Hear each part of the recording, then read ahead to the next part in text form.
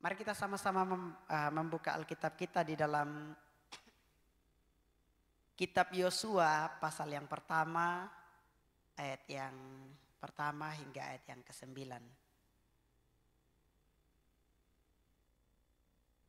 Kitab Yosua pasal yang pertama, ayat yang pertama hingga ayat yang ke-9. Kalau sudah temukan boleh katakan amin. Baik, saya akan membaca ayat yang pertama, Bapak Ibu dan teman-teman semua, ayat yang kedua, dan kita sama-sama di ayat yang terakhir. Di bawah perikop perintah Tuhan kepada Yosua untuk merebut tanah Kanaan. Ayat yang pertama, sesudah Musa hamba Tuhan itu mati, berfirmanlah Tuhan kepada Yosua bin Nun, abdi Musa itu demikian.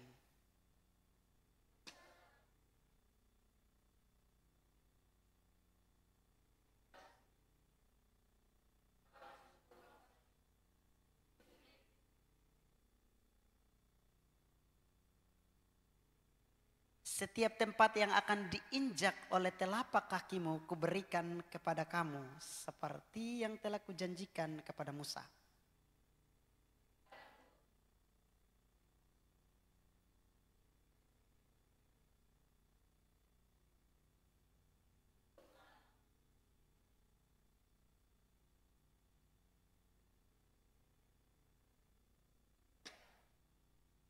Seorang pun tidak akan dapat bertahan menghadapi engkau seumur hidupmu. Seperti aku menyertai Musa, demikianlah aku akan menyertai engkau. Aku tidak akan membiarkan engkau dan tidak akan meninggalkan engkau.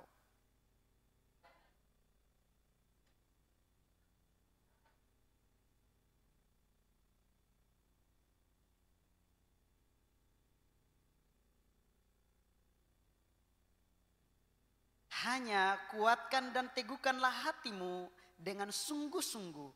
Bertindaklah hati-hati sesuai dengan seluruh hukum yang telah diperintahkan kepadamu oleh hambaku Musa. Janganlah menyimpang ke kanan atau ke kiri supaya engkau beruntung kemanapun engkau pergi.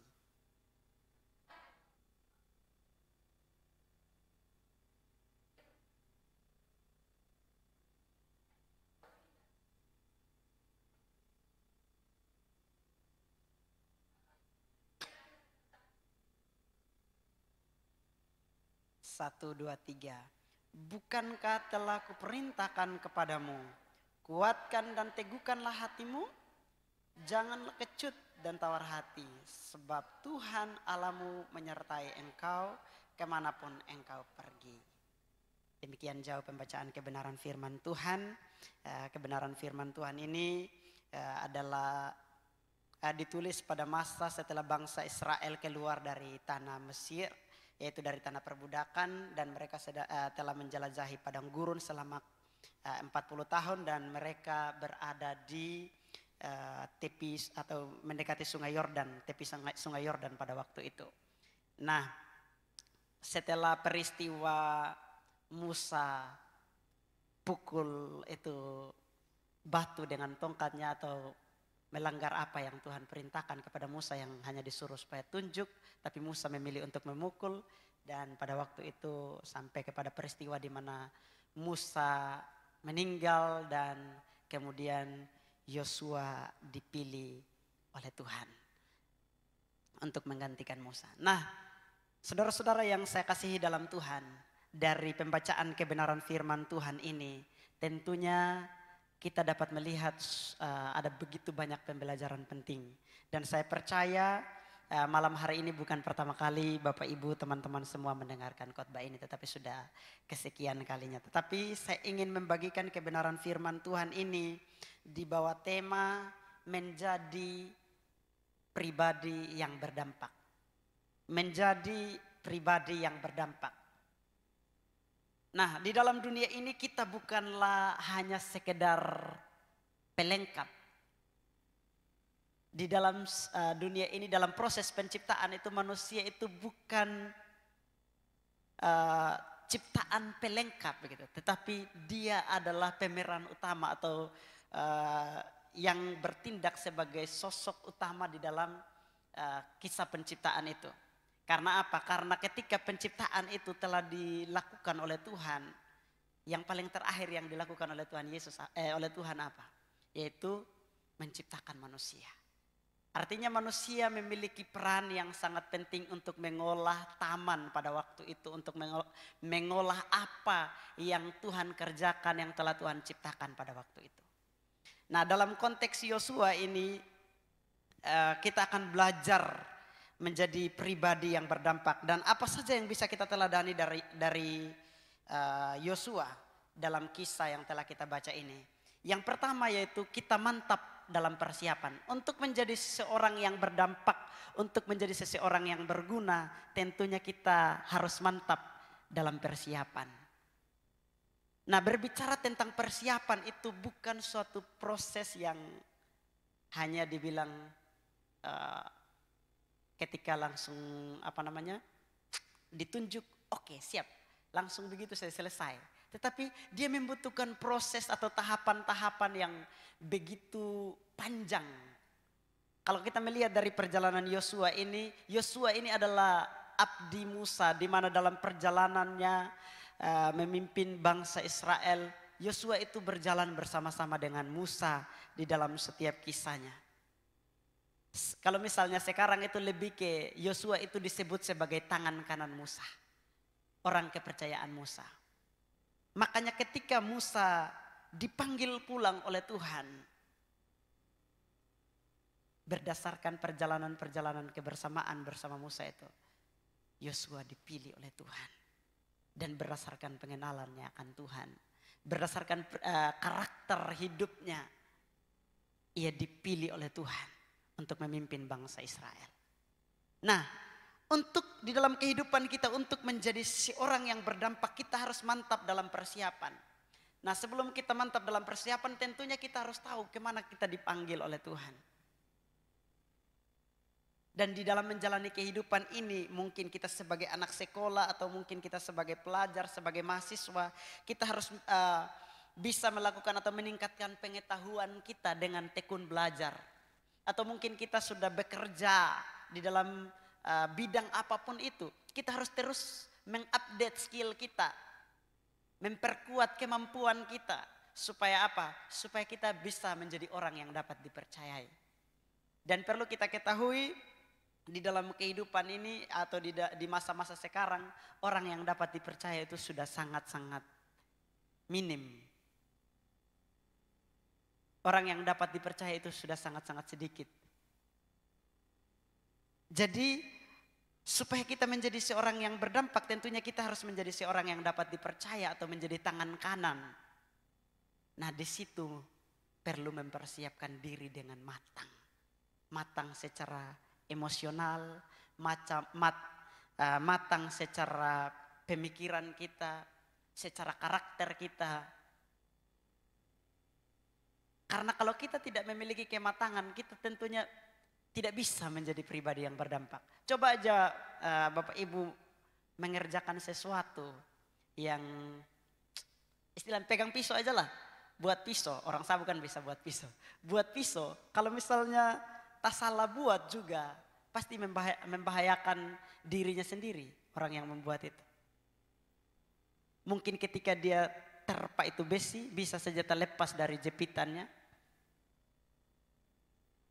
Tetapi yang pasti, untuk melakukan sesuatu, untuk menjadi pribadi yang berdampak, kita harus berpikir secara matang, kita harus mempersiapkan diri secara matang, supaya kita bisa menjadi pribadi yang berdampak. Nah, ketika kita sudah mempersiapkan diri dengan matang atau mempunyai kemantapan di dalam persiapan kita, untuk menjadi seorang yang berdampak, kita harus memiliki visi ke depan atau visi di masa depan. Sama seperti yang dimiliki oleh Yosua ini di ayat yang keempat, kita melihat bahwa di situ dari padang gurun, di mana Tuhan menunjukkan bahwa batas-batas tanah yang akan dikuasai oleh bangsa Israel pada waktu itu. Nah, supaya bisa tahu itu tuh dari mana, supaya kita bisa mendapatkan visi seperti Yosua itu, bagaimana caranya? Ya, yang pertama yang harus kita lakukan adalah kita memiliki kedekatan dengan Tuhan.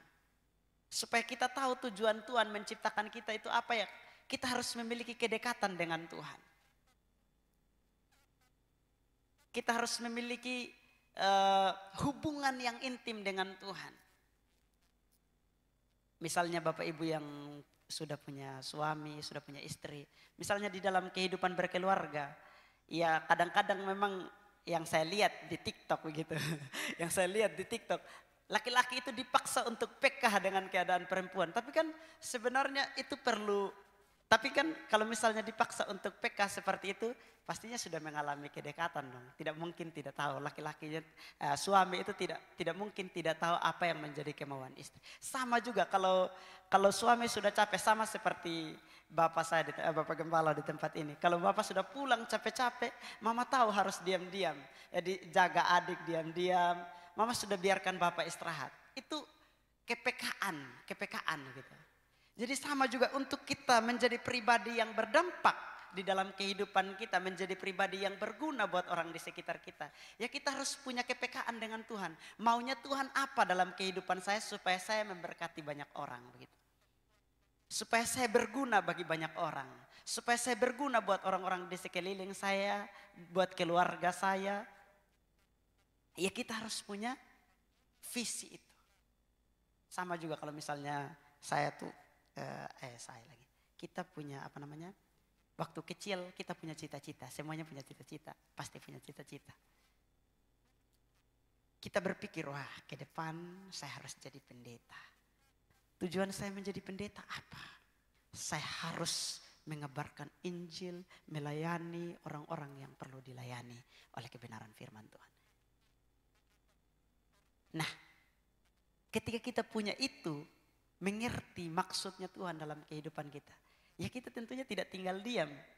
Jangan ketika kita mendapatkan visi itu kita sudah tahu, misalnya Yosua ini. Kalau misalnya dia tahu batas-batas wilayah yang Tuhan taruh, tapi dia tidak mau action atau melakukan apa yang menjadi perintah Tuhan, berhasil tidak? Tidak berhasil. Jadi kita harus memiliki kedekatan dengan Tuhan supaya kita menjadi pribadi yang memiliki visi ke depannya. Mengetahui, mengerti apa yang menjadi rencana Tuhan dalam kehidupan kita.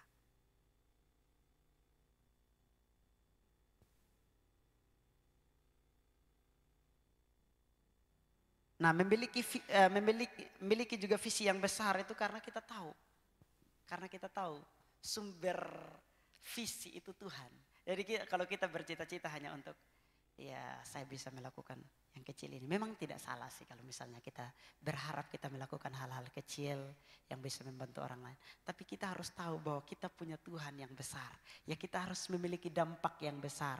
Memiliki pengaruh yang besar buat orang-orang di sekitar kita melalui visi yang Tuhan percayakan itu. Tidak peduli sebagai apa itu, mungkin sebagai pemain musika, sebagai worship leader, sebagai singer, sebagai orang yang sapu-sapu di gereja. Kita harus punya apa namanya? Punya kesadaran bahwa itu dipercayakan kepada kita untuk memberi dampak buat orang lain. Kita tidak boleh berpikir bahwa ketika kita berdiri di depan menjadi singer, menjadi WL, itu yang bisa memberi dampak buat orang lain. Tetapi dengan kita membersihkan gereja sekalipun itu juga memberi dampak buat orang lain. Saya masih ingat waktu itu saya di sini, waktu gereja masih kecil waktu itu. Ketika saya sudah atur kursinya, menurut saya sudah lurus ini. Datanglah satu mama tua, dicek-cek begini. Cek-cek, sudah lurus belum? Dicek-cek begitu, itu adik. Saya terus mengerjakan apa yang dia perintah, saya ikuti, saya kasih lurus. Karena apa? Karena dengan kerapian itu pasti dia memperoleh ketenangan hati di dalam beribadah. Mungkin seperti itu, jadi saya ikuti apa yang dia mau. Sampai ke tempat saya pelayanan pun Bapak Ibu, saya atur kursi ini saya keker-keker. Ini sudah lurus, meskipun belum ada keramik seperti ini saya keker begini. Sudah lurus belum? Itu yang dapat saya pelajari. Jadi kalau misalnya jemaat datang ibadah kemarin karena di tempat saya itu kursinya dipakai untuk kedukaan. Jadi mereka kasih kembali dengan lumpur-lumpur. Saya sudah bersihkan gereja, mereka masukkan kursi dengan lumpur-lumpur. Saya berpikir, Aduh, saya sapu yang sudah jatuh saja. Saya sapu yang sudah jatuh begini.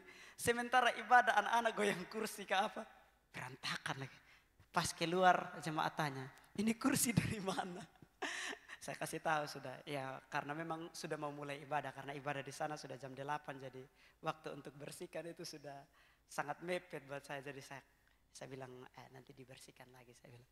Jadi dengan hal-hal sekecil itu kita bisa berguna buat orang lain, menciptakan kenyamanan dan ketenangan hati buat orang lain gitu. Jadi buat teman-teman pastori yang membersihkan gereja, semangat. Karena pelayanan itu adalah pelayanan yang luar biasa. Itu juga menentukan hubungan jemaat dengan Tuhan itu terjalan dengan nyaman.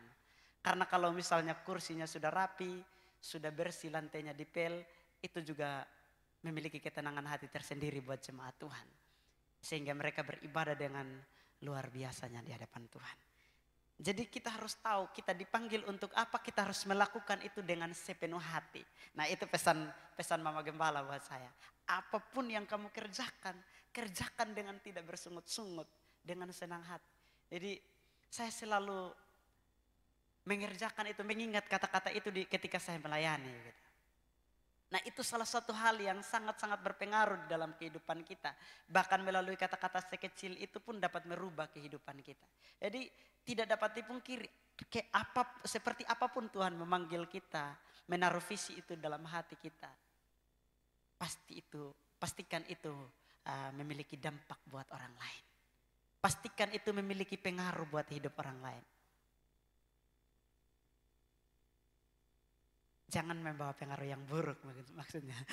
Kita harus perhatikan, jangan saya bilang pengaruh jadi ya pengaruh, mungkin bisa saja pengaruhnya jemaatnya bersungut-sungut, tetapi saya mau supaya kita pastikan pengaruh yang positif dari setiap pelayanan kita.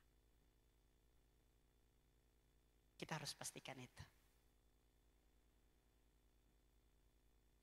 Dan kalau kita tahu visi Tuhan dalam hati kita,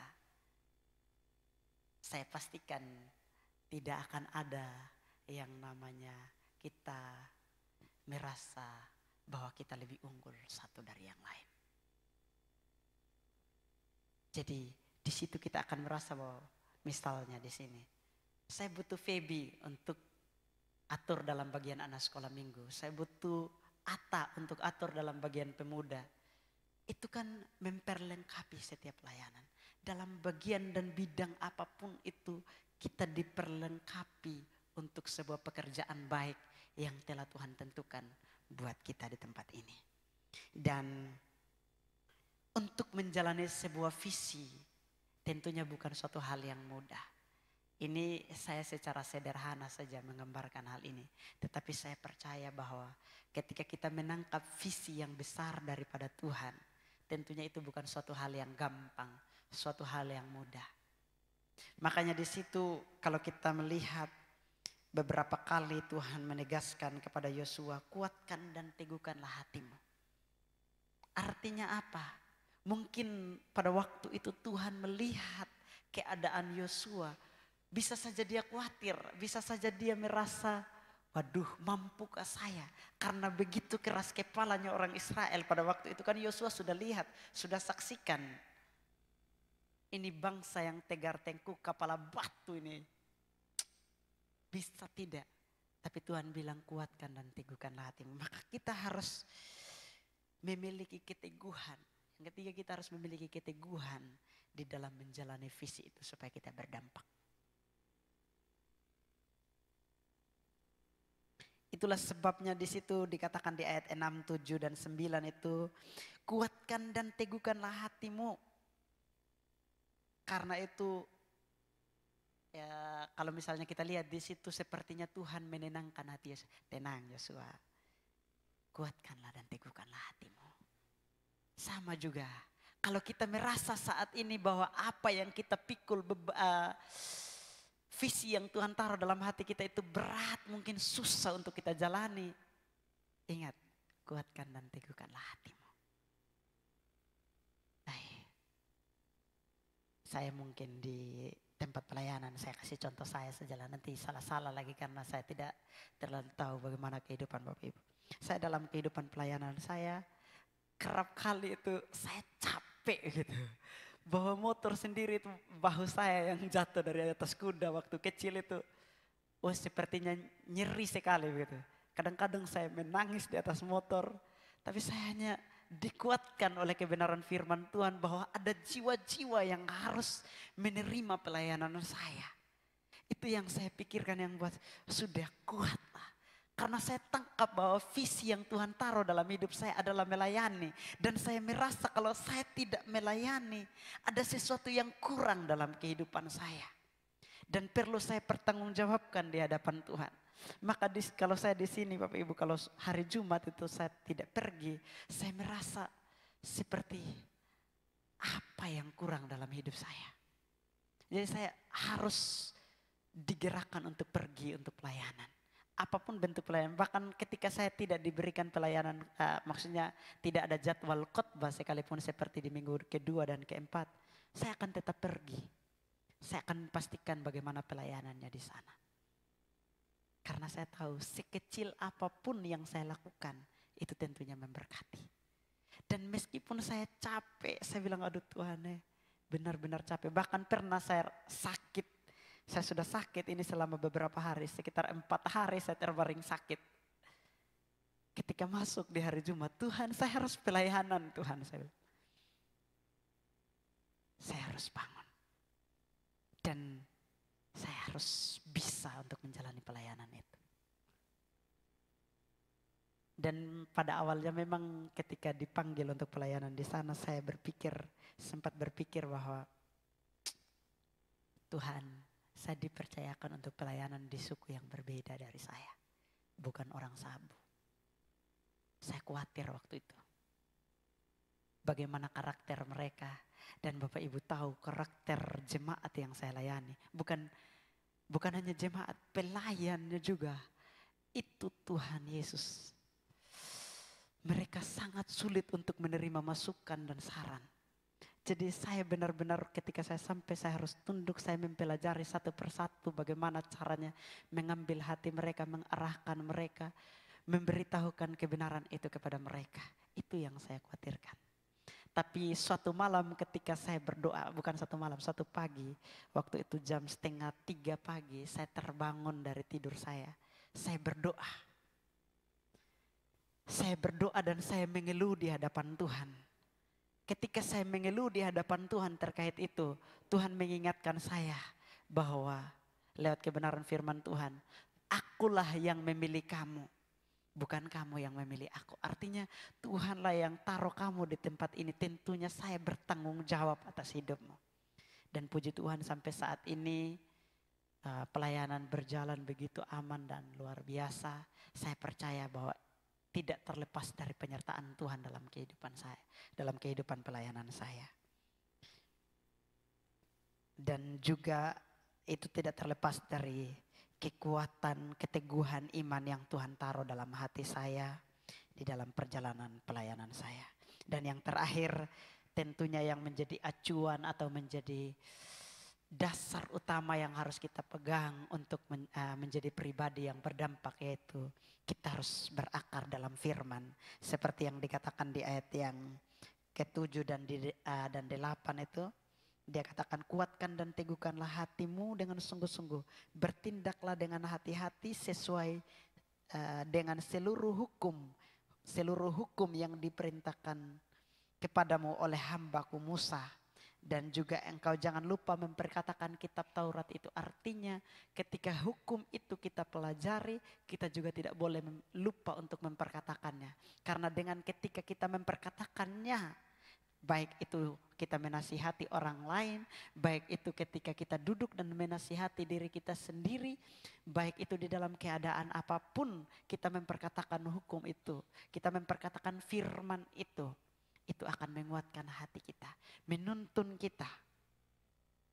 Bahkan di situ dikatakan bahwa ketika kita berakar di dalam firman itu, Yosua berakar dalam firman itu, maka perjalanannya akan berhasil.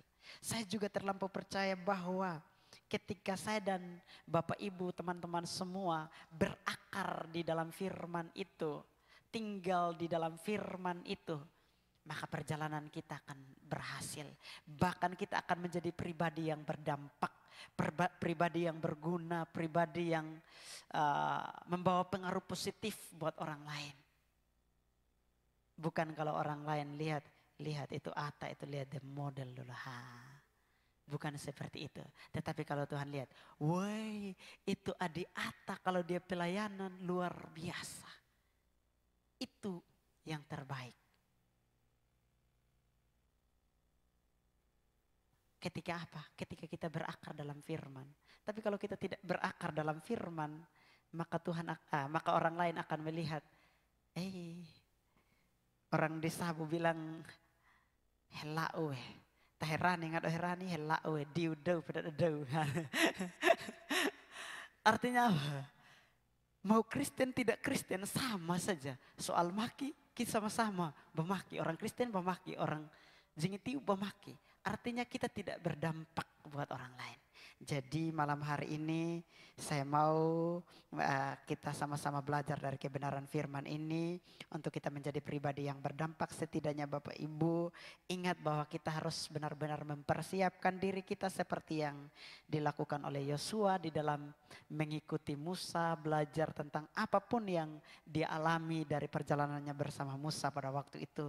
Dan juga kita memiliki kedekatan dengan Tuhan sehingga kita mendapatkan atau memperoleh visi yang jelas di dalam Tuhan. Dan ketika kita menjalani visi yang besar daripada Tuhan itu, kita harus pastikan bahwa kita harus memiliki keteguhan hati di dalam menjalani visi itu. Dan kita harus pastikan di dalam mempertahankan kekuatan dan keteguhan itu, kita harus berakar di dalam firman Tuhan. Supaya kita tetap dapat memastikan bahwa diri kita berdampak, berguna dan bermanfaat atau membawa hal-hal yang positif buat orang-orang di sekitar kita. Bahkan buat orang-orang yang membenci kita sekalipun. Mungkin hanya ini saja kebenaran firman Tuhan yang dapat saya sampaikan.